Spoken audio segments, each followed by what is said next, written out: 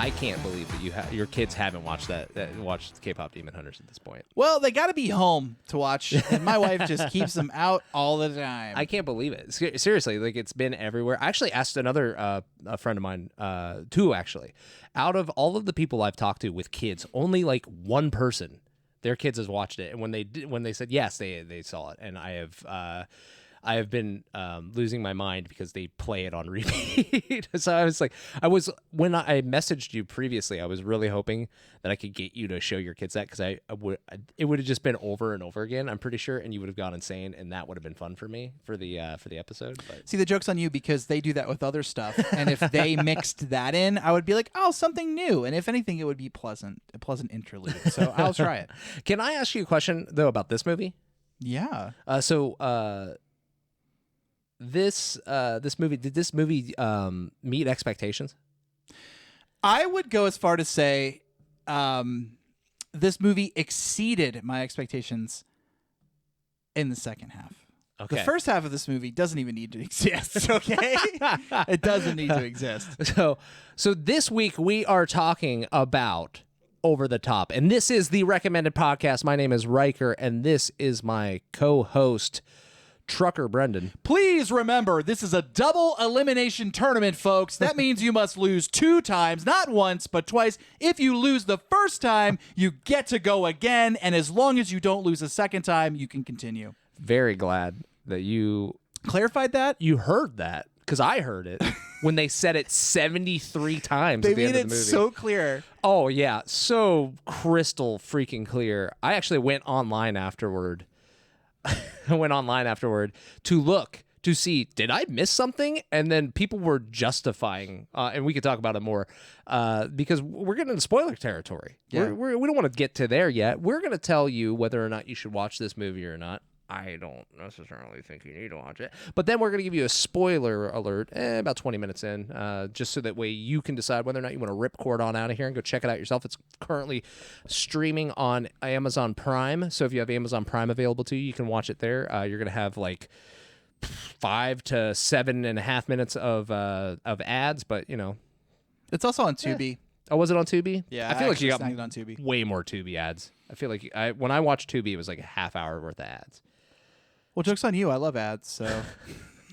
That's my favorite thing. It gives me time to run to the kitchen and grab a sneaky snack. It gave me a few minutes to calm down from wanting to punch the kid in the face. Hey, I was gonna ask you, how did you feel about Mike Hawk in this movie? Were you a big fan of Mike Hawk? Mike Hawk. I don't know what it is with these movies that we've been picking. This has not been done with any sort of purpose, I promise you. We have had what I believe to be like an incredible run of just terribly awful kids in different ways, mind you. Mr. Nanny, we get these kids that are just, doing unnecessary amounts of pain to Hulk. Yeah. And in this movie, we just get the kid being just a complete jerk off. Bipolar, I would say. Yeah, he's a jerk off the entire movie. So you're saying that you were disappointed by Mike Hawk? I'm very disappointed. You were disappointed. Yeah. I just love it. I love it because I was looking at how he was credited in because his father. Sorry, I'm talking about the child character in this movie, David Mendenhall. So Stallone, his name is Lincoln Hawk, and his wife is Miranda Hawk, I believe. Yeah.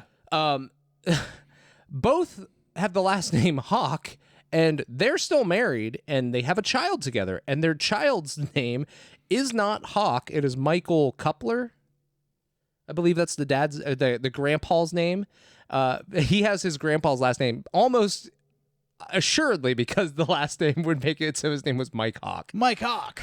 So I figured I'd throw that out there at the beginning of this because that was wild. So. I know I asked you about if you'd been watching anything beforehand, and then I yelled at you about K-pop Demon Hunters. You might not have seen all of that. But Brenden, I have my list of stuff that I have watched. Since I recorded with you last, which was 2 weeks ago, I've added 24 movies to the list. That's right, 24 movies additionally to the other ones that were already on there. So this list is growing fast. I think I'm at a total of... Oh, gosh. 70... You know what else is growing fast? Mike Hawk, right? He's 12. He's going to be 15 soon. He's going to be the average age of the intellectual capacity of an adult. So, Yeah. Do you want to pick? Not between 0 and 0 and 73 this time. Okay. Or whatever it is. Pick? I'm gonna have you pick a number. I have a randomizer I built into my Excel sheet, so all I have to do is like clear it a couple times. Between 1 and 5, how many times you want me to clear this thing? 2. 2. Okay, so I'm gonna clear it, and that's gonna give me Wet Hot American Summer. Wow. Wet Hot American Summer. I actually went on a tear of God, since we talked last, it was called like Hangout movies. Yeah. Like Dazed and Confused. Sure. That kind of style of movie. Yeah. Which I found a couple that I'd never seen before. But Wet Hot American Summer, I give a 4 out of 5. Thought it was really good. It was a spoof movie on those kind of Hangout movies. It kind of showed like they were doing like within the last day of camp, and it was a lot of fun. There were Michael Ian Black, Janine Garofalo, Paul Rudd. Is Bradley Cooper in that? Bradley Cooper's in it, yeah. So like it's Amy Poehler is in it as well. There's tons of actors and actresses in this thing, and it's fun. It's just a spoof movie making fun of those other movies. I was actually folding laundry while I watched most of it, but it was good. It was entertaining. So I would say it's worth checking out. It's on Netflix. So if you want kind of like a funny, make fun of old school movies, there was this really fun part with the guy that was on Brooklyn Nine-Nine, not Andy Samberg, but the guy that played Doyle. I can't remember his name. They had his character riding a motorcycle, but they kept switching out to like a stunt double, but it was very clear that it wasn't him. Like they actually had one scene where the stunt double pulls up and it's like pretty, like you clearly not him. And then it pans over to Janine Garofalo and she goes, "What are you doing back here?" And it cuts back to him and he's like taking a helmet off, and it was very well done. It cracked me up. But yeah, it's a very funny movie. I would also I'll just give you a bonus one here because I didn't know about this one until I was looking up Hangout movies. Everybody Wants Some was a movie.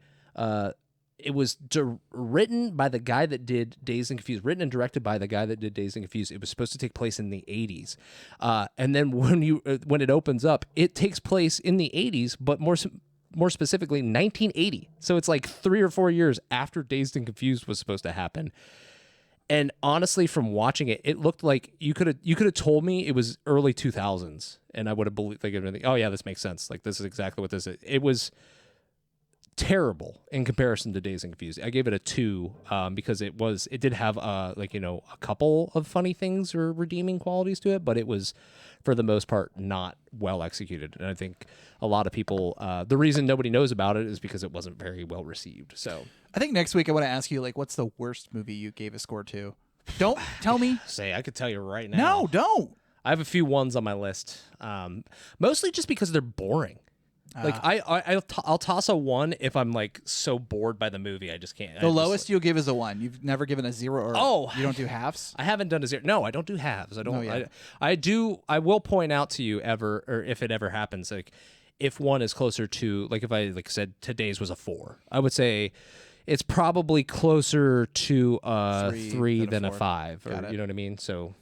Oh, okay. Yeah, because it's a 4, but it would fall at the low scale of a 4 or a high scale of a 4. So, yeah. Math. You need it. Who knows? I'll tell you who doesn't need it. Lincoln Hawk. Lincoln Hawk doesn't need math. He just needs to learn how to drive truck, and that's all he did. This drive movie. Truck and hang trough. Am I right? Dude, I was asking you about how you felt about this movie. I wanted to know if you were disappointed about it, because this is sold to you as a arm wrestling movie. Yeah, but we don't get the arm wrestling till the end. There's like no you arm gotta wrestling. wait for the payoff. There is one arm wrestling at the beginning of this movie, and then no more arm wrestling until the end of the movie. There's a couple arm wrestlings. Where? Is there a montage I just did not see? No montage, but I mean, we get the diner scene, yeah, and then we get the arcade with the kid with Mike. Mike Hawk does a little of that. Huh?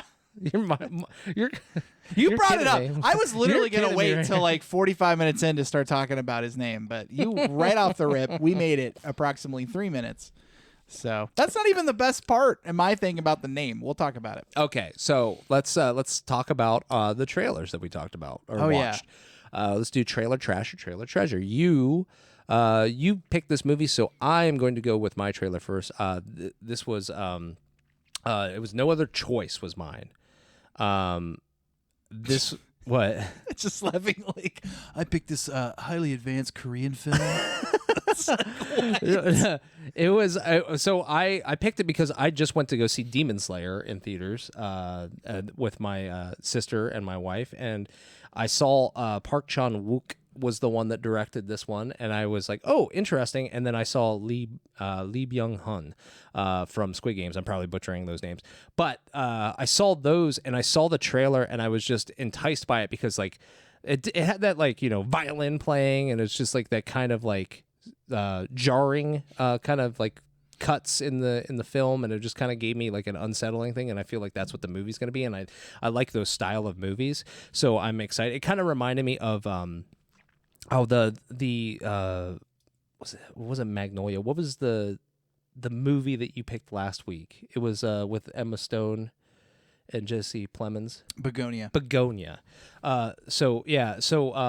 It gave me that kind of vibe, like that style of movie where it's just kind of unsettling, uneasy, kind of like very like unsettling being the operative word there. So I liked it because I thought I think it's gonna be good, and I also can tell you nothing detailed about that movie other than I do want to see it. That was my thing, is that like we don't really get much from the trailer, which is like kind of cool. So yeah, like the movie's called No Other Choice, and then you just kind of see a man talking about like work and how like getting fired and how you need to provide for your family. So like we don't know, maybe he gets fired, and then you just see some like potential like violence, or as if the man had no other choice to do something. Yeah, so like I had never heard of this before when you pulled this out of your ass, and I was like, oh, this looks kind of cool. Yeah, I would definitely watch it. I mean, yeah, just as a general trailer trope, we often get like too much in trailers, and this one you don't get like enough to really know what's going on, but it's interesting. Yeah, so sure, I think so. I think it's treasure. What was yours, buddy? I picked Christy with Sydney Sweeney. She plays this is a true story. She plays Christy. Yeah, she plays Christy. I forget I think it might be Christy Martin. I apologize if it's not Martin. But yeah, famous female boxer, kind of like a biographical pick on her. I thought it was kind of cool. I'm interested. I don't feel like we get a ton of like interesting sports movies nowadays. And so I'm, I guess I feel like I'm picking a lot of trailers, like Marty Supreme, and now this, like I'm like wanting a good sports movie out somewhere. So yeah, it's very clear. Christy Martin is the name of her character. So, yes. This is gonna sound weird, but I saw Ben Foster and I was immediately like, yeah, I'm in. Who is Ben Foster? Ben Foster is an actor. Obviously, he was the one that played the husband in the trailer. Oh, okay. He is in. He was in a movie that I really liked previously. It was called Pandorum. He's also he was in The Mechanic, which was a Jason Statham movie about like him being like a hitman. Yeah. He was in Hell or High Water. Oh my God! Yeah, he's Chris Pine's brother. Yeah, he was the brother in Hell or High Water. Yeah. Oh, that guy? Yeah. That was married to Christy? Yeah. He looks way different. Yeah, he does. I did like him in Hell or High Normally, Water he is a lot. like skinny as a rail. I think he must have put on weight for the role. Yeah, he looks rather plump. There's a movie he's on, that's on Hulu now that he is in that I saw it, but I like the premise of it. I really don't have I don't have a desire to watch it, but he's in it, so I kind of want to watch it. It's called Sharp Corner. It's about a family that moves in into a house that's on a corner where car accidents happen a lot, and he starts to become obsessed with them, so much so he starts taking down like the warning signs so that way so that more accidents will happen. And I was like, this seems like a really weird, like messed up movie. Seems like a weird parallel, thing to just the state of our country today. My God. Yeah, let's just make things worse as possible. Yeah, so he was in that. He's been in a few things. I really enjoy him as an actor. I think he's a good character actor. Like he was in The Messenger too. I just watched it. That's actually on my list of movies I watched too. He's gonna be a good skeever. Like you kind of get that from the trailer, right? A little skeevy, is that Yeah, what he's like he's skeever. No, he's a skeever. Like what is that? It's just mean like he's like clearly Christy is like the money ticket, you know what I mean? And he's like the husband, and he's like in the background like trying to get the money off his wife, even though his wife is really the one providing. He's a little skeever. He's a little skeeve.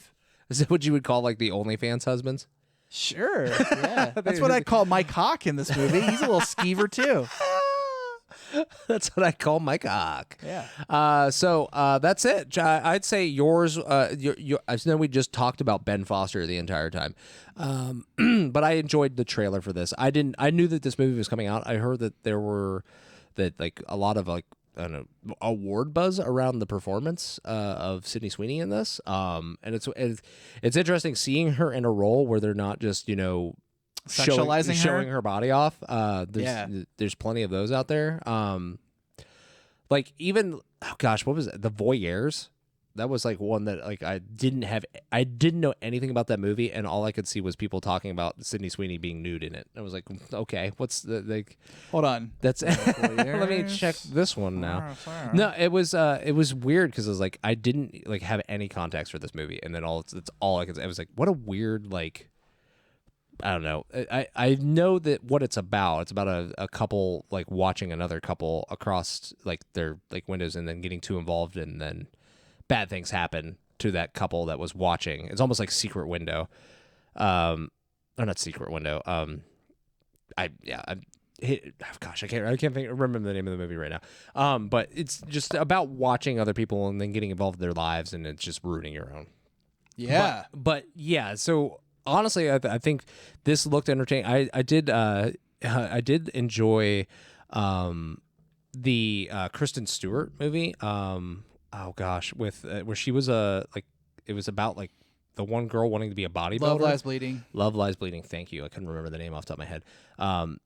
But yeah, that was more so like about like somebody trying to be a performer and then like getting caught up in like the tangled web of like the people that they encountered when they were trying to become a bodybuilder. So I almost like it's interesting to see from the perspective because that was all fiction. This is actually story. So like this is actually something that happened. So I'm interested in watching it. I don't think I needed as much trailer as it gave, but I'd still say it was a treasure. Yeah, man. Looks good. Groovy. So where are we headed now, buddy? You want to head to that old snack bar? Let's do it. Dude. So I was told by Brian that I had to find the Oreos Reese's, and I went and found Oreos Reese. Brian, thank you. I asked Brenden, I was like, hey, did you happen to find those yet? And he was like, No. I haven't had a chance. I haven't had a chance to breathe. My wife keeps me so busy. You need to take a second, bud. I know. So I'm going to dip into these while Brenden tells you what they are. You asked for it. The iconic brands of Oreo and Reese's have collaborated to create one delicious treat, Oreo Reese's Peanut Buttery Cream Chocolate Sandwich Cookies. These limited edition cookies feature cream filling made with real Reese's peanut butter sauce and Oreo cookie crumb inclusion sandwiched between two signature Oreo chocolate wafer cookies. Sweet snacks for sharing with friends or enjoying solo. Oreo Reese's Peanut Buttery Cream Snack Cookies. Combined peanut butter and chocolate flavors for the ultimate treat. I am excited right now. I also have a bonus because my sister saw these when she was when we were checking out. It said Reese's Oreo. So this is the Oreo inside of a Reese's, so it's Reese's version of the Oreos collaboration. So I have these as well for us to try if we want to get into these too. But from having that, I'll tell you, it was funny. My wife, I gave her the peanut butter one after we had done the podcast and was just blown away by the flavor on the peanut butter one. She didn't seem impressed at the time, but since then has gone to the store and bought another box or another bag, whatever this is, of the peanut butter flavored one. It grew on her. Like initially she didn't she's like whatever, and then she's like, I really like that. That was good. Brennan, do you have a score in your head? What you want to give it? Yeah, I do. I do. You Well, I gave the do. peanut butter one 91, right? I did. Okay. Yeah. So, Brendan, do you want to give him a count of 3, or do you want to just give yours right now and I'll give you mine? You want to do the count? Let's do it. Let's do countdown. Sure. You ready? Yeah. 3, 2, 1. 95. 96. Oh, so you went, okay. So you were at 99 with the original. You went a little lower. Yeah. I went a little higher. I don't know why you went higher. Really? No, I I don't. liked it a little more. Yeah. I don't see any difference. I think that there's something to like it just has maybe a hair more like it's like the peanut butter filling is lesser. Like they try to mimic whatever Reese's is using rather than Nutter Butter, which to me is was lesser. So I'd say it's I liked it more. The more I stare at, the more I want another one. I mean, look, I think it's no secret that like it's going to be really difficult for another Oreo flavor to top just the combination of chocolate and peanut butter. You know, whether it's just their original peanut butter flavor or this. Like, I don't know how we're going to hit. I don't know how we can hit critical mass here. Like, what's going to give us 100? I don't know. I wanted to. Well, I went know. to 99 because I was waiting for. I'm happy to be. I'm happy to be driven to 100. But I didn't see it here. It's nothing different. These are interesting. I feel really bad for the white. the flavor that we do next episode that has nothing to do with peanut butter. So actually, I had the flavor. I was really hoping to like dip into them at this point because I have some peanut butter ones. I have chocolate, like dark chocolate.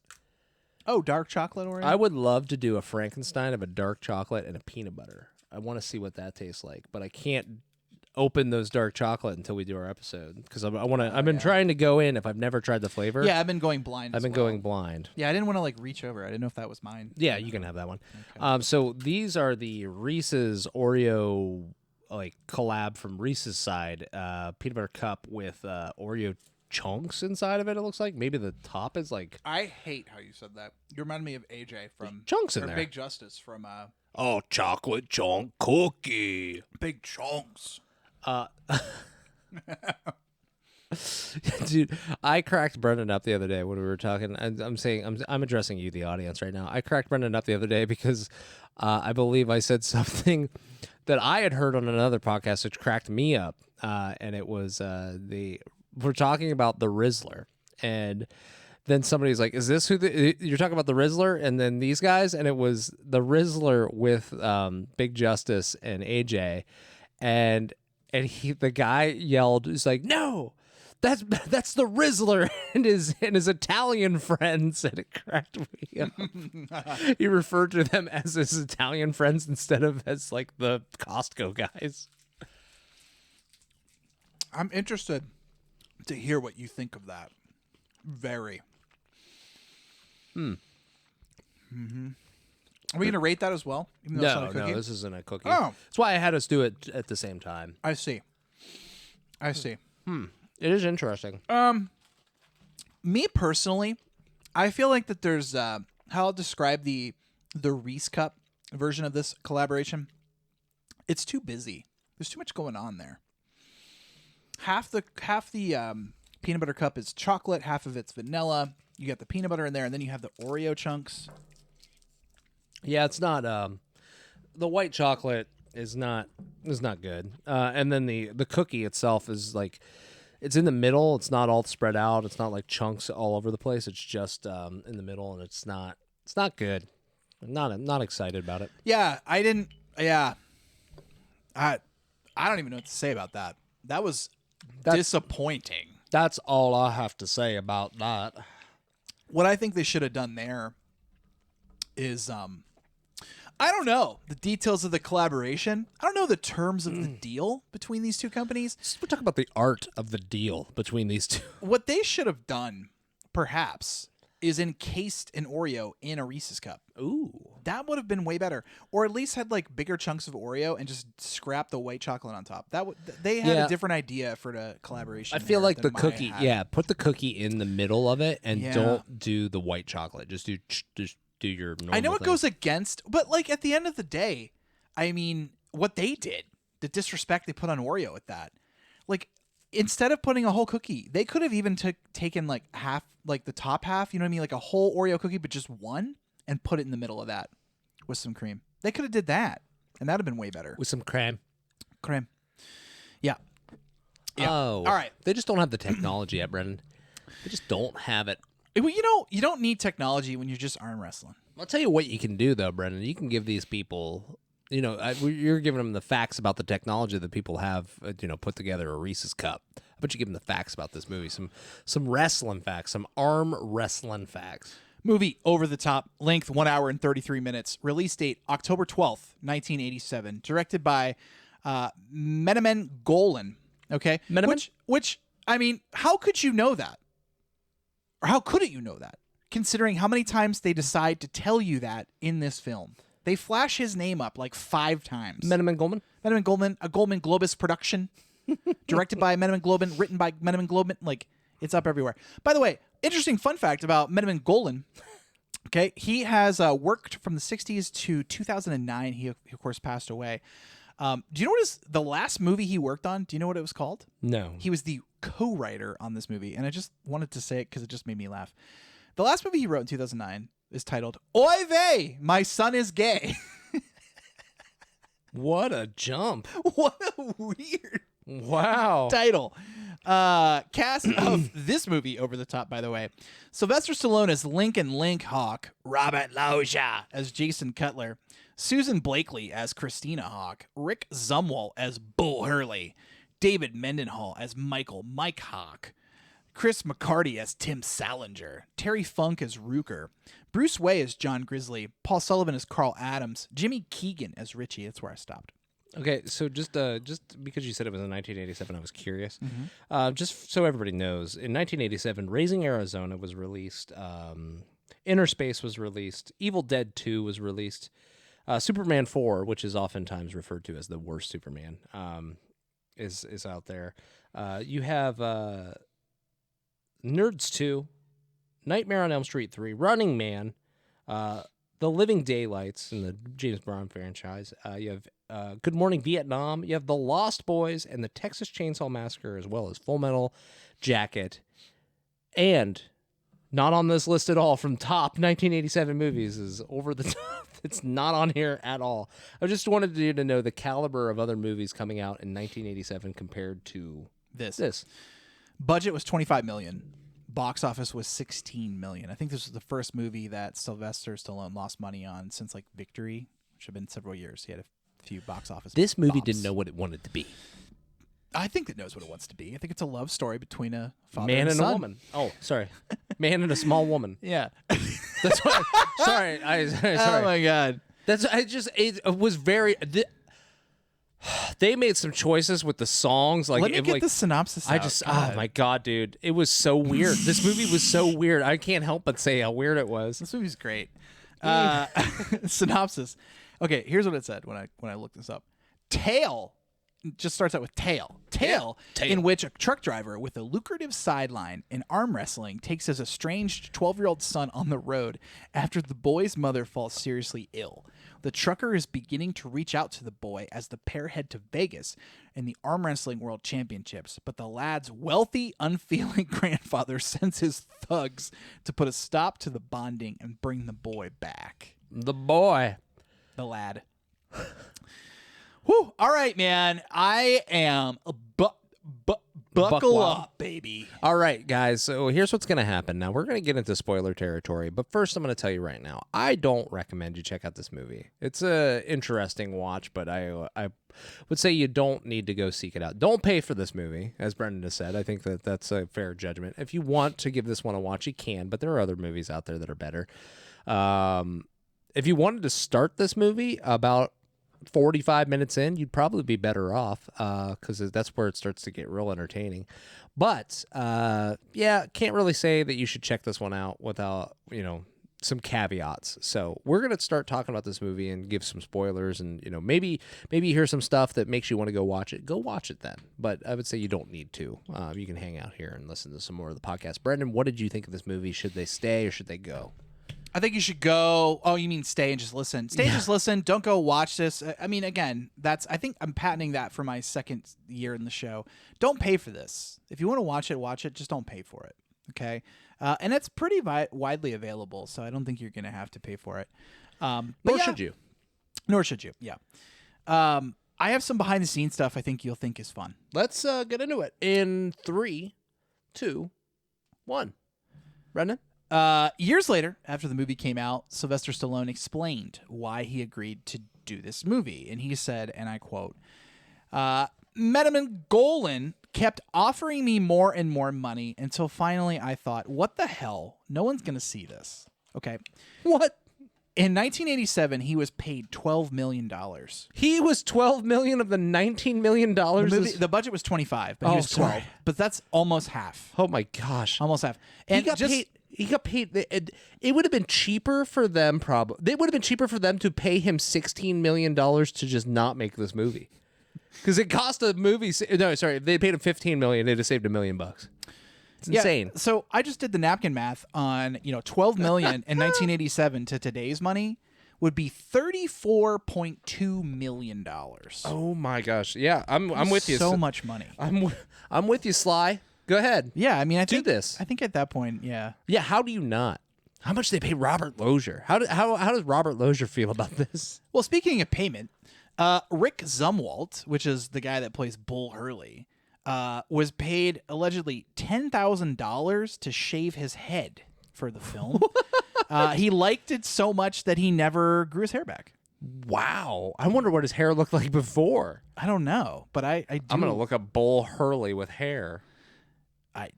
Or Rick Zumwalt with hair, maybe. Oh, what was his name? Rick Zumwalt. Rick Zumwalt. All right, Ricky. Next fact I have, in the montage of arm wrestling towards the end of the film, one competitor goes so hard that his elbow breaks. Oh, yeah, dude. This was Michael Bosiu, a German national champion who is in Los Angeles for a wrestling tournament during the shooting of the film. That break is real and is totally unplanned. This is a terrible thing for me to say, but I'm going to say it. So we just that's a 5-second clip of him arm wrestling, and then you can see his arm buckle a little bit. Yeah. And then he steps away from the table and he lets out like a real yell. Yeah. And it's so messed up, but I was like, what an incredible yell. To get that take, obviously not worth the guy's arm. No. But it was a very good yell. Dude, that is to this day, all of these things, I remember do you remember The Fly with Jeff Goldblum?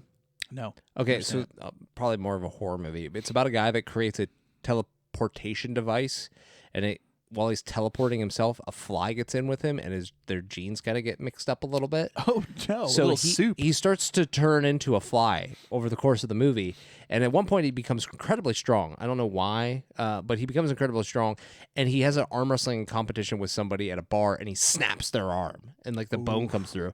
It's disgusting.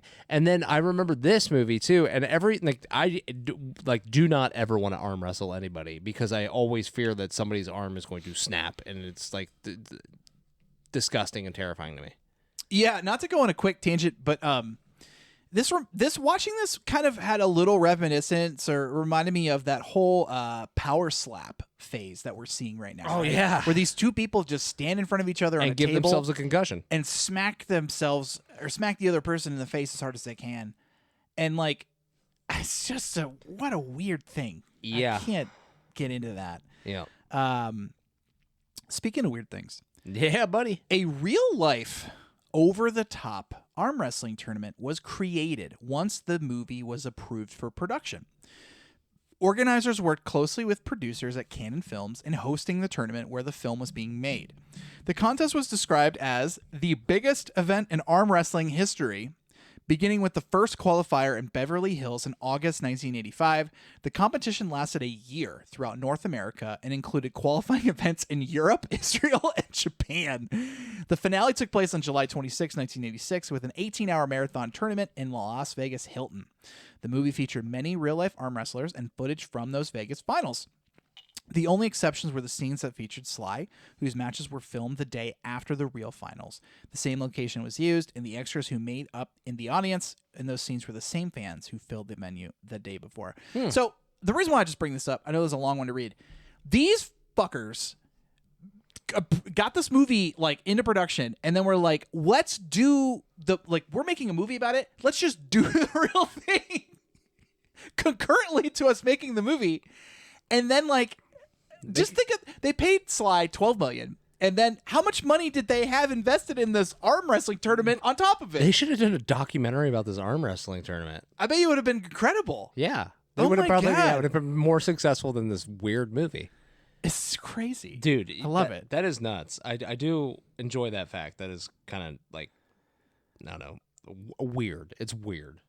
It's incredible. Weird that they did it. Like they didn't try to coincide the ending of the. I guess they coincided with the filming. I was thinking of wouldn't it be great if it was like marketing promotion? Do the end of the tournament at the time that the movie comes out, and kind of like push it in the press.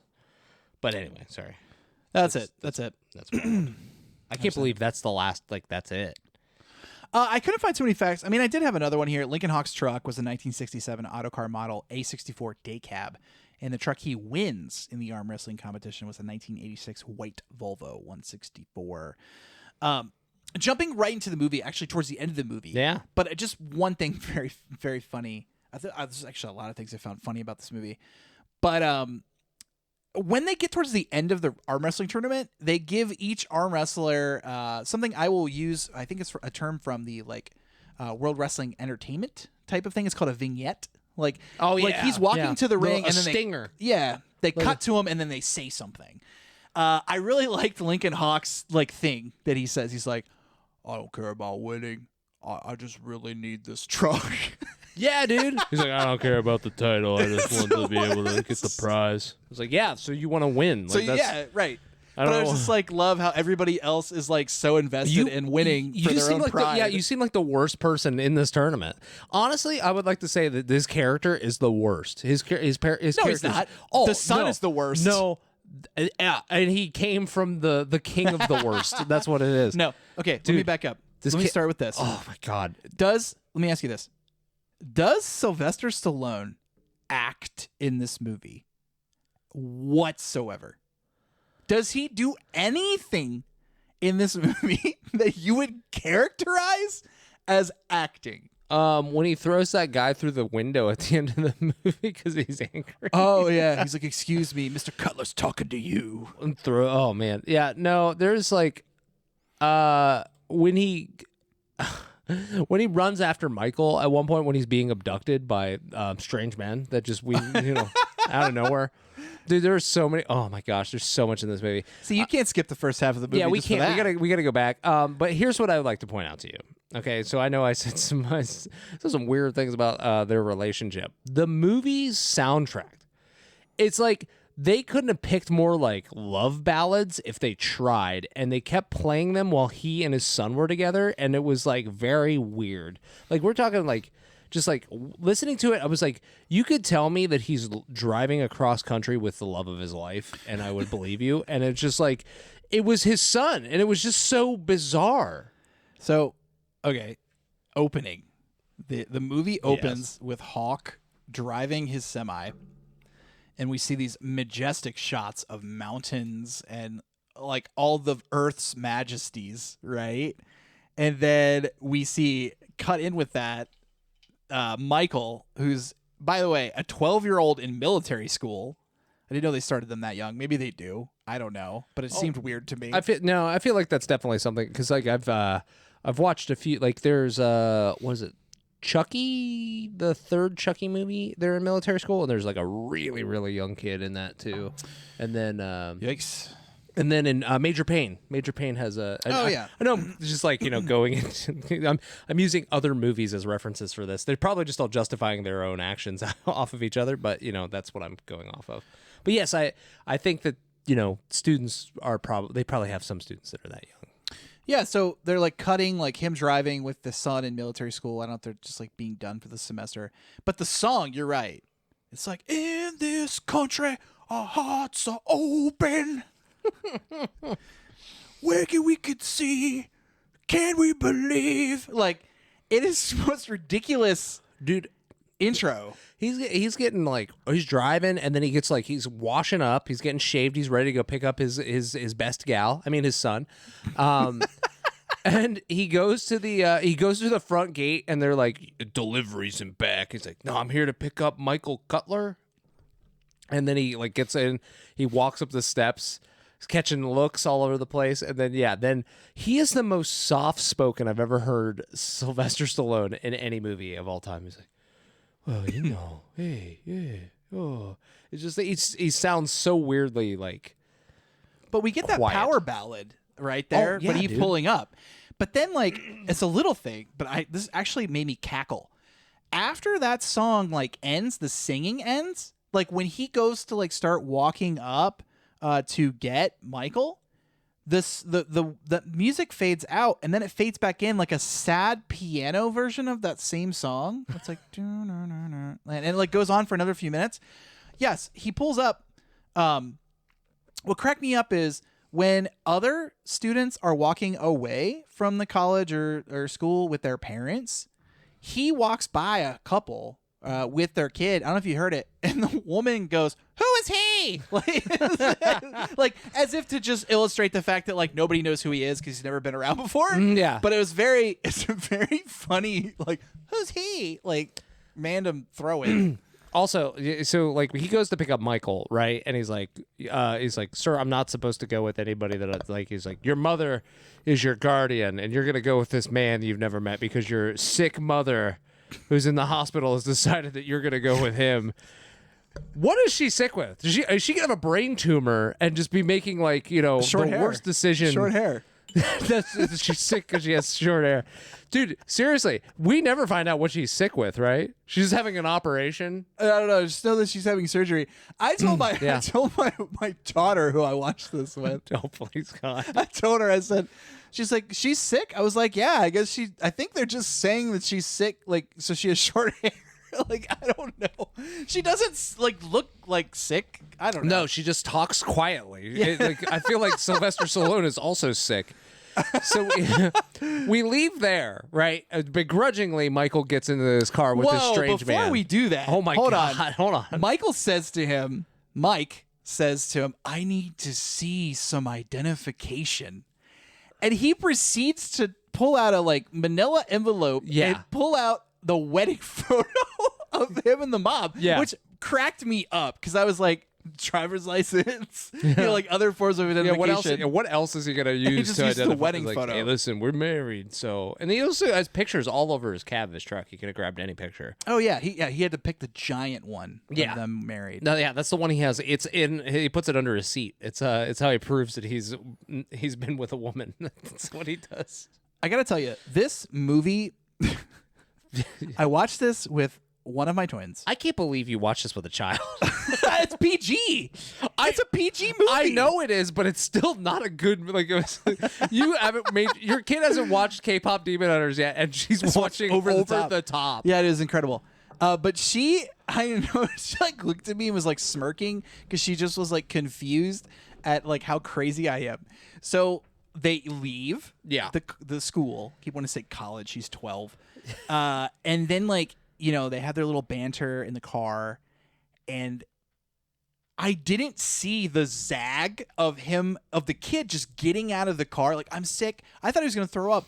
Then he proceeds to just dart into oncoming highway traffic. Yeah. I was laughing. He went from calm and collected to like trying to kill himself in an instant. It was insane.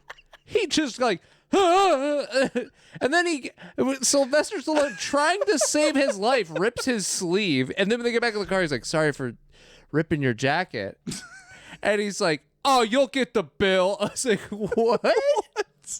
Hold on, it makes me think of this thing. I'm not inventing this out of thin air. I swear to God. I don't believe it. But there's like a study that they did with like a bunch of psychologists where they were like, "What is the most accurate depiction of a psychopath in a movie?" And the answer was Anton Chigurh in No Country for Old Men. Javier Bardem's character. Yeah. Like just how they can fly off the handle for no reason and everything. Called like I feel like Michael should like win the bipolar depiction of a person. Dude, yeah. He's fine in the car and he freaks out. He dude. multiple times he goes from hot to cold, or sorry, cold to hot immediately. Like whenever they're in the arcade and he loses the arm wrestling, He starts crying. He oh my god! runs from the arcade screaming almost, and then gets out in the parking lot and he's yelling at his dad. He's like, "You're a loser, and you want me to be a loser too!" And he's got tears coming down his face. Like, holy crap, dude! You lost an arm wrestling competition. Like, what? Like, has this kid never lost anything? I think honestly, that's probably the most acting Stallone did. He's like, where he didn't laugh in that kid's face immediately, but he's like. You're a spoiled brat. You've been given everything your whole life, and now you got to earn it for the first time, and you didn't get your way.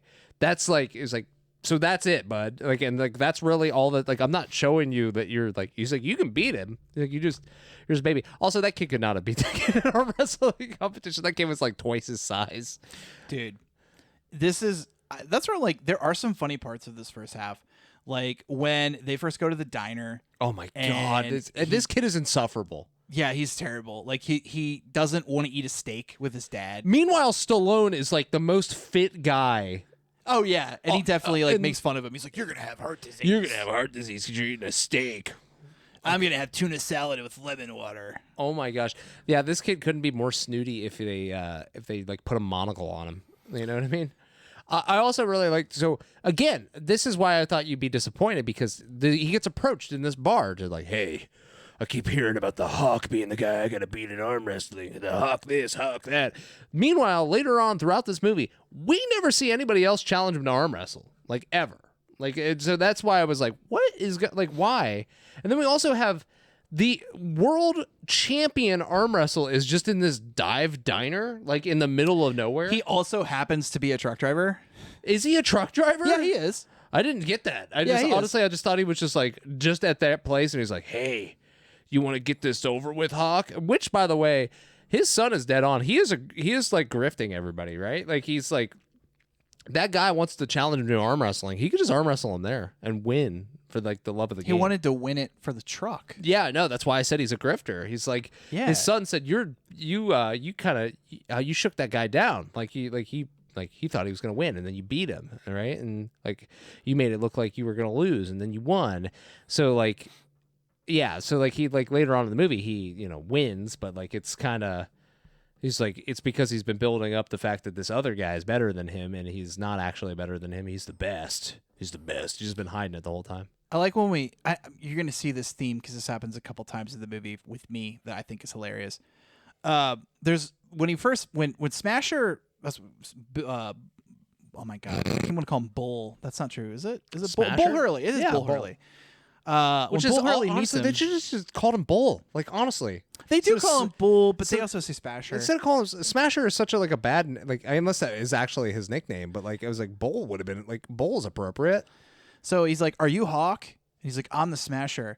And then like he starts talking shit to him, and then there's a guy in the background. It's faint, but he goes, "Tell him, Smasher!" Like it's like so many times where there's like some random like, "Who is he? Tell him, Smasher!" Like just random lines thrown in there, and he says, "You ain't got a prayer in Vegas." I guess he doesn't. No. And then we get the. I want to talk about this actually. When we hang up, when we stop doing this. We're both here. When they go to the truck after the diner and they're gonna sleep, he's like, "If your neck gets sore tonight, you can use my shoulder as a pillow." Yeah. Sorry, I'm gonna hang up right now. Again, yeah, like I said, whenever his girlfriend leans her head on his shoulder later on tonight, it's like, again, this is all like stuff that they could do. Like, it's like a romance movie. It is very weird. There's a so on YouTube, there's like a 2-minute clip that somebody who likes this movie or something took different clips of the movie and like put different music over it, and they made it seem like Sylvester Stallone is like a molester of the kid. Yes, that's exactly exactly it's right. very convincing when you watch. If you didn't watch this movie and you just saw those clips, you'd be like, "What is going on?" Dude, it is very like he says some weird stuff to this kid. They act super weird. Like he should have pushed back more in the writers' room. Oh, I don't know if you saw this. I thought I tried to share it with you. Somebody on Instagram, I've actually commented on their post because we have an Instagram. I went onto our Instagram because I saw it on my own personal one. I shared it to myself. It was a clip from what we had talked about with Halloween. You were talking about molester. Remember we were talking about I think the guy's name was Bill or whatever. Yeah. It was in the car. He's like, I'm gonna rip your clothes off, and then I'm gonna rip Lindsay's clothes off. And Lindsay was a child, and they had cut to like a shot of the kid, and they were like, "This is Lindsay, by the way." Like, I was like, "This thing." I commented. I was like, we talked about this a year ago, my dude, and I was like, "This," and he didn't like say anything back. I was like, "Come on." It's like, come on, talk with me here, like stranger on the internet. Do Halloween redo. Double number 2. But yeah, like honestly, there are so many uncomfortable scenes with this kid because I feel like if they wouldn't have played so many freaking like love ballads, it was so weird. Like I feel like this movie should have been some like, like America, yeah, arm wrestling, yeah, truck drivers, yeah, like any number of things, like, but like they just like. Love lift me up where we belong. Like it's just so many ballads. It was so bizarre. Like when he teaches. Okay. He teaches Mike how to drive a semi. Oh, dude! But I am 35 years old. I would never get in the cab of a semi to attempt to drive it on a road without any training. Hey. Never, ever.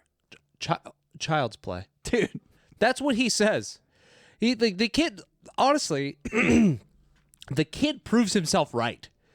Because he's like, yeah, I mean, he's like, he makes a comment. He's like, the average mental age of an adult is 15 years old, and I'm already 12, so I'm only 3 years away from that. And I got to imagine that the average mental capacity of a truck driver is less than that. He's like, oh, Mike, you're so right. You're so right. You know what? You can come over and drive the semi. And then he puts his 12-year-old, proving his point a little bit there too, putting his 12-year-old in the driver's seat of the thing because he wants to kind of show him how like, oh, you're so wrong. And then he actually drives the truck.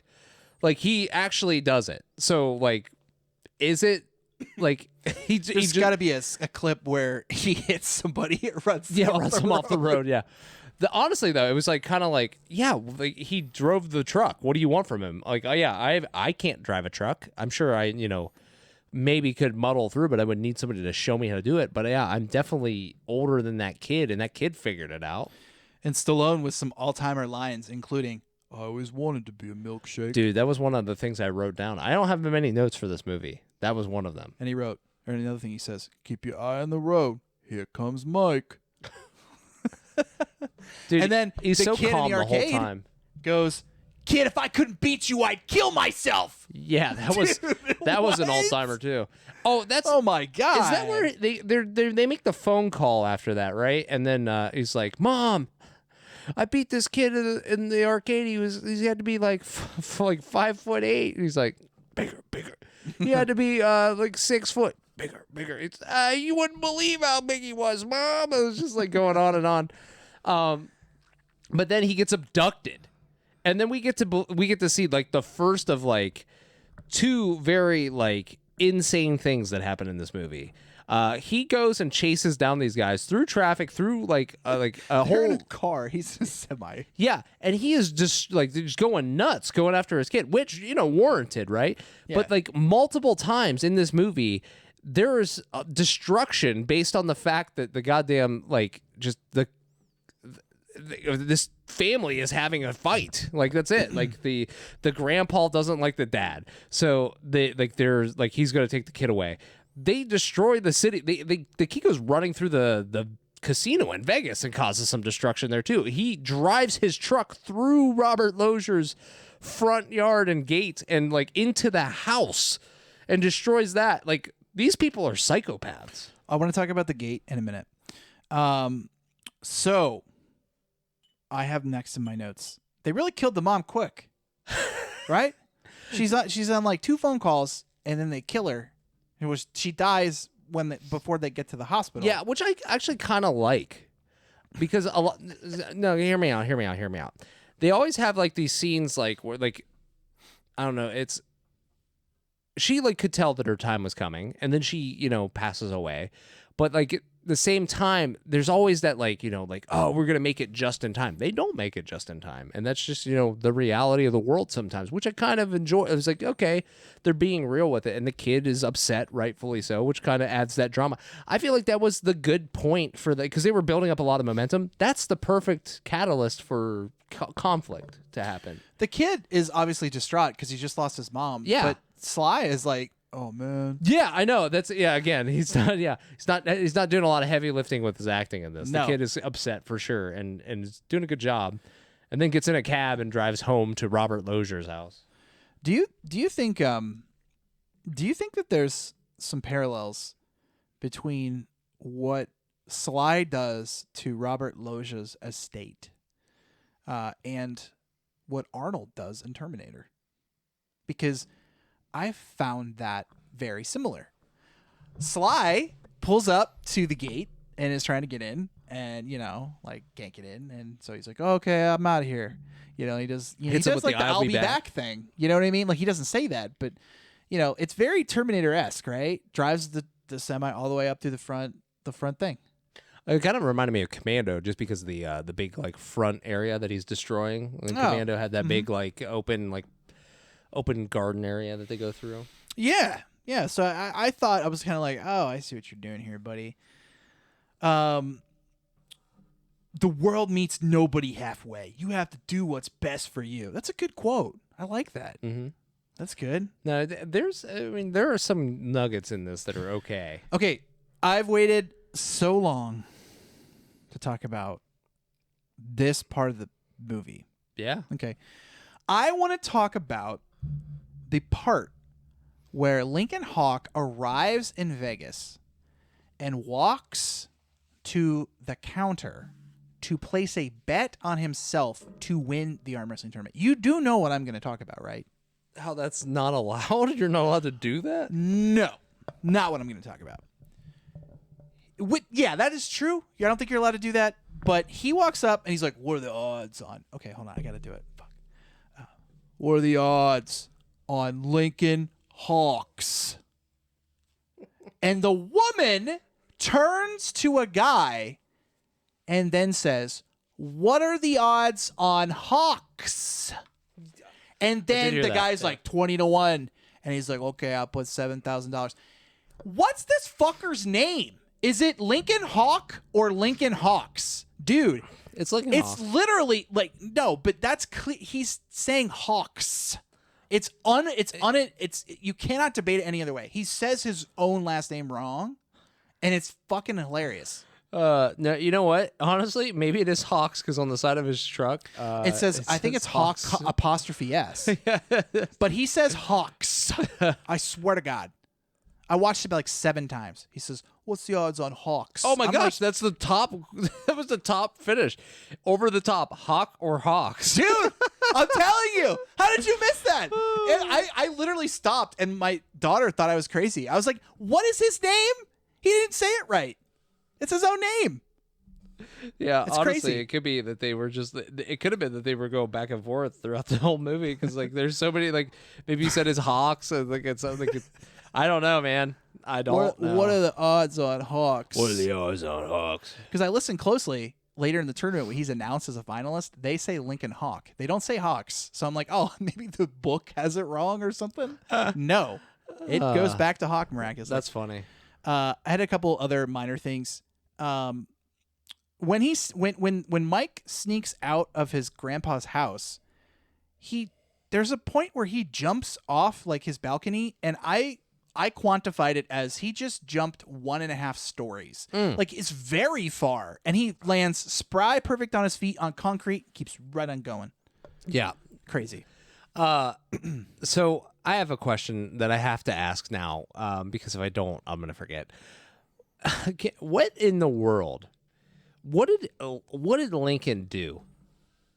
What do you mean, as a job? No. What did Lincoln do to make he left? He left his family because Robert Lozier was gonna like get him. I don't know what, like, for what or anything, like, or he was making their lives difficult because of what? Like, we never get backstory. We don't know why the mom is sick. We don't know why the dad hates Lincoln so much. It's because I'm assuming because he doesn't think he's like good enough for his daughter. But for what reason? Is it because he just drives truck? But it sounds like the driving truck is like something that happened later after he left. Yeah. But like, what happened? Like, we get nothing, and it's just like, this man, he hates him so much that he wants to take his grandchild away from him because he doesn't think he's good enough. But he's done nothing. He tries to kidnap him. The grandpa is actively trying to kidnap this. Meanwhile, this guy is protecting him from all of these thugs, essentially. It's like, what did he do? Like, how does he hate him this much for no reason? I haven't seen There Will Be Blood, so I know I'm not going to get the context, but I do know there's a famous thing, right, where Daniel Plainview is like, they killed my boy, or something like that. I abandoned my boy. Yeah, or, like, Robert Lozier reminds me of that energy, like with the grandson. Like, he's like, that's my son, and it's like, no, it's not. It's not even your son, dude. Like, and he's like, I have no other family. Like, when they have that conversation in the presidential suite at the Hilton Hotel. Yes. He's like, I have no other family. Like, you're old. You're gonna die soon. That kid's not gonna have any other family after that. What? Like, it's such a crazy take. Like, oh, I have to be best friends with him as my grandson until I die. Like, yeah, I don't know. Weird. Yeah, it's weird. It is weird. It's a weird relationship between the grandpa, the Lincoln, the mother. Like, honestly, I don't know why he holds so much. Why would she care about Lincoln at all after he abandoned them? Like, he left. He's a piece of shit. He left because of he was making our lives miserable. Why didn't you take your wife? Why didn't you just disappear with your wife? Instead, you just disappear yourself. Hey, man, I think you were talking about how this movie had something that you respected, and that was the fact that, like, the mom dies and they're too late. And maybe this movie just wanted to throw you off a little bit. They're like, yeah, they're divorced or they're not together, and the one guy just left. Well, why? Well, it's like, we have 90 minutes. We don't have time to explain. But they are together. They're not divorced. He's still her husband. He shows. Yeah. They're still married and they've been together, but he hasn't been near her for over 12 years. Or sorry, for I guess a little less than 12 years. Yeah. Actually, no, he would have. I don't know. We don't know when he abandoned them, but like, he abandoned them, and he's like, "I'll never do that again. I made a mistake." And it's just like, okay, but what did you like? Was abandoning them the mistake? Did you do something that made like Robert Lozier have some sort of like thing? And then he takes Robert Lozier's deal and he leaves. Right? He's like, you can be the parent now, and then he leaves. Right? And then like. Then he comes to his hotel penthouse, and he's just like, I'm gonna get Mike. He's like, you signed him over to this guy. What do you mean, dude? Like, make a decision. Like, he honestly too. He actively drives a truck through this man's house. Like, what is this? This man is unstable. He's just like his son. His son is unstable as well. So it makes sense. We got this far into, and I know we're coming up on time. Oh, we haven't talked about the weightlifting or the pulley system that Sly has in his truck.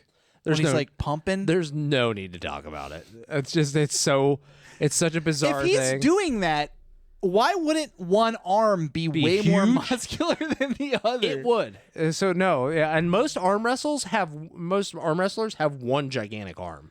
Yeah. It's weird. One is way more significant than the other, for sure. Yeah, I just don't get like what he like. Is that his secret? Like, I know his secret is going over the top with like the thumb move, kind of thing. But like, yeah, he's arm wrestling dudes that are way bigger than him and winning, and that just like doesn't add up for me. Like, I'm like, okay, so let's let this go. We're gonna let this go. But the one thing that we can't let go, and we need to talk about because we are at time, but we have to talk about this. This is a double elimination tournament. And Yeah. that means that if you are eliminated, you can still fight and fight one more time until you are eliminated a second time. And then at Well, that you're not point, eliminated the first you time. are eliminated. You are not eliminated after your first loss. So you can be eliminated up to 2 times before you are out of this tournament. Right. And how does Sylvester Stallone win this tournament? With one single round in which he beats Smasher or Bull, whatever you want to call him. He beats him one time, and Bull Hurley undefeated. So that means he has never been beat Undefeated in 5 years. in the tournament at all up until this point.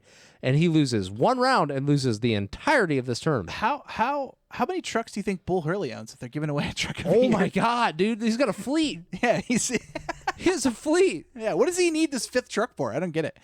Dude, that would have been that'd have been a heck of a thing if you like he gets he loses, he's like, Hawk, you're the best fighter I've ever seen. Take a truck, and he throws him. He's like, well, don't you need it, Bull? I got 4 more. Well, I didn't. One thing I didn't like actually. Well, I really liked Bull's shit talking to him. Dude, I own you. I own you, chicken shit. Like it's really good.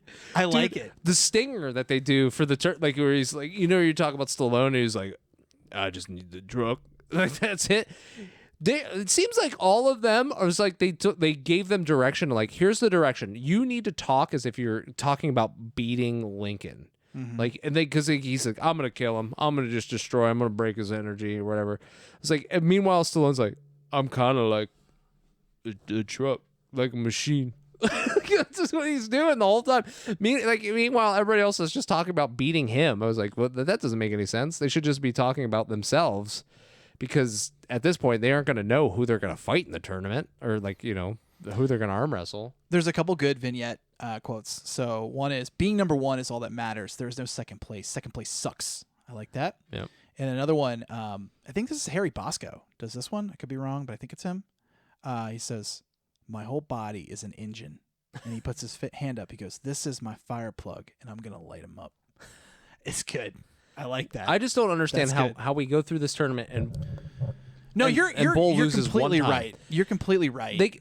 I know that somebody was like, well, they said that the semifinals were double elimination. I was like, they've been saying it since the beginning. They say it like a lot, and then he wins once and wins the whole thing. He should have, like, honestly, I feel like it should have just been a single elimination the whole time. The only reason that they did that was to build up some sort of suspense, but they could have done it like they did in the fight. They had him get headbutted. And they had they could have had a thing where he got, like, it would seemingly he got beat, but the guy got disqualified or something like that. You know what I mean? Like, they could have done it in a number of different ways, but instead they do it in like this, like, it just doesn't make it. It's like he beats him one time. I actually went back through the footage. I was like, did I just not pay attention? Did he beat him at some point here? But it was just their hands like slipping apart, and they tied them up to like fight in that way. I was like, okay, interesting. All right, whatever. That's what we're doing. So. Yeah, no, you're right. That's a complaint I've seen in like professional sports and college sports. So there are different sports that will do like end of season or postseason tournaments, and they will do that kind of a thing where there's like a double elimination component, and then when they get to the finals, the double elimination component goes away, and it's just like, these two play for the title now, and it's like, what? Like, Yeah. No, but the other team already lost. They once, lost once, so... right? Yeah. So shouldn't this team get twice? Right? Shouldn't they beat them twice? We did this is gonna sound so silly, but we did a Halo tournament when I was younger. Did a Halo tournament with a group of friends, and we went to this place and we played and we got beat, and we ended up in the losers bracket, and we had to play our way through the losers bracket because it was a double elimination, and we got to the end and we played against the guys that hadn't been beat at all. We played them. We beat them. We had to beat them a second time in order to win. And it came down to like the last kill to win, and we won. But it was like we had to beat them twice because it was a double elimination tournament. So like if it's a double elimination tournament, that's just you have to win twice. You have to lose twice. That makes sense. So yeah, you're right. It, like I would be upset too if it was like, oh, it's just up until the final. That's stupid. Well then, okay, yeah. So I didn't even get the second part of my takeout. I'm an idiot. So like, yeah, he shit talks Lincoln so much, right? Even mid match, like, I own you, all that crap. Yeah. And then when Lincoln wins, like their hands are strapped together, and they like put their hands up there together, and like Bull, like all his animosity is gone. He's like, congratulations, and he's like very amenable to him for winning. And I'm like, Bull, you were just out here like talking major shit. I'm gonna murder you. Yeah, I'm gonna murder you. And now you're like, oh, you're a good guy too. And I'm like, what, Bull? What are you doing? I'm gonna bathe in your blood. I'm gonna kill everybody in your family. Good game. Yeah. He just, very strange. Whatever. Anyway, that was over the top. And this has been over the top so far. So let's talk about the ratings for this movie, Brenden. Let's get through it quickly so we can get the hell out of here. Under the top. That's what these are. Under the top. All right. Rotten Tomatoes, 32%. Surprise. Audience rating is 50%. IMDb is 5.8 out of 10. I can't believe they're that high. It seems like too high to me. My personal rating was a 2 out of 5. Nice. It wasn't boring, but it was just so like, I don't know. It just didn't want to. It was like two different movies put together. Both the son and the dad, were both like bipolar. It seemed like they just kept going like, oh, everything's fine, and I'm talking very softly, and then no, I'm mad. I'm gonna kill everybody, and then he's like, I was like, I go over the top whenever I turn my hat backwards, and then like. I kind of expected him to do it at the end when he was fighting to like get his family back, but he doesn't. He just does. He just like, I'm just mad now. I become a different person. Yeah, that's I think I don't know what I think. You know what I do think though, Brenden? I don't know. I just told you I don't know what I think. You're an idiot. You idiot. You fell right into that. But you know what you guys can think? Think that I love you for being here because I do. I appreciate you guys all being here and listening. It really helps us out. I appreciate you. If you could go like, subscribe, click the bell, all that fun stuff. Leave a comment. Let us know what you want us to watch next. I'm still picking through those. I have a couple coming up, but I think I'm going to have to put them on the back burner because we're going to be entering into October. So if you have any like Halloween movies that you want us to get into, feel free to recommend them. I'm happy to like toss them onto our list. I want to get some horror movies and like Halloween related movies in there.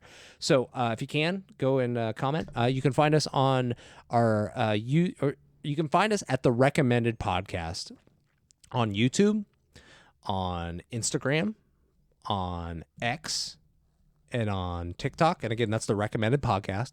And on Facebook, we are the Recommended, as well as wherever you get your podcast from. So whether that's Spotify or Apple Podcast or Overcast, one of those places, you can find us on those. And you could check us out at the Recommended Podcast and all that fun stuff everywhere except for those few areas. So we appreciate you. We really do. Brenden, are you excited for next week's movie? We're not going to do it immediately. I told Brenden that I didn't want him to rent this movie, and luckily, he heeded my warning. I said I went and purchased this movie secondhand, so that way we could watch it. I could hand it off to you, and you could check it out. So I picked Battlefield Earth, which is from 2000, with John Travolta being the titular character. Or I guess not titular character, but he is the only person billed on the front of this case. This movie is insane. Forrest Whitaker's in it as well, and his wife, late Kelly Preston, is in this movie as well. She makes a brief cameo. The main character of this movie, I couldn't tell you his name without looking it up because I can see him even right now and I don't know his name. So this is the movie Battlefield Earth, Brenden. I think it is Scientology kind of based, and I actually watched it last night in anticipation that we were going to talk about it today. This guy's Barry Pepper. Barry Pepper. Yeah, he's not in a lot of stuff now. He was in a few things back in the day, right? Wasn't he in Saving Private Ryan? Yeah, he was. He was the sniper. Yeah. But not in a lot of stuff now, or at least nothing I can think of anyway. Is he a Scientologist? No. John Travolta is a very big Scientologist. No, I know, but is Barry Pepper that? I don't think so. I don't think Forrest Whitaker is either. But these are actors, and they needed somebody. So. I wouldn't recommend you go rent it. He is not. I don't want you to go rent it because I feel like it's going to put money in Scientology's pocket. This movie isn't really streaming anywhere right now. This is kind of just like for us I can tell you right now, you do not need to watch this movie. Do not watch this movie. Just come and listen and have fun, because that's what we're going to do. And then we're going to start getting into Halloween mode, because we're going to hit October, and we're going to start talking about, scary movies, spooky movies, all that fun stuff. Movies. Maybe we get back into Hoovy Halloween, you know what I'm saying? So we will catch you guys all next week, where we will be talking about Battlefield Earth. Like I said, if you can find it secondhand, so you're not putting money in Scientology's pocket, please do. Unless, of course, we have found a big following in Scientologists, and I just haven't realized it yet. If so, let's take down Lord Xenu. I'm with you guys. Let's do it. Hear me out. All right, we can. Mr. Cruz, if you want to get involved, like, come on the podcast. Happy to have you. So, Brenden, do you have anything to send us out with? Our hearts are open. Can we believe? Kenny Loggins, I think. Hey, and this is Ryker telling you as we sign off, stay away from Mike Hawk. All right, we'll catch you guys later. See you guys. Bye. Bye-bye.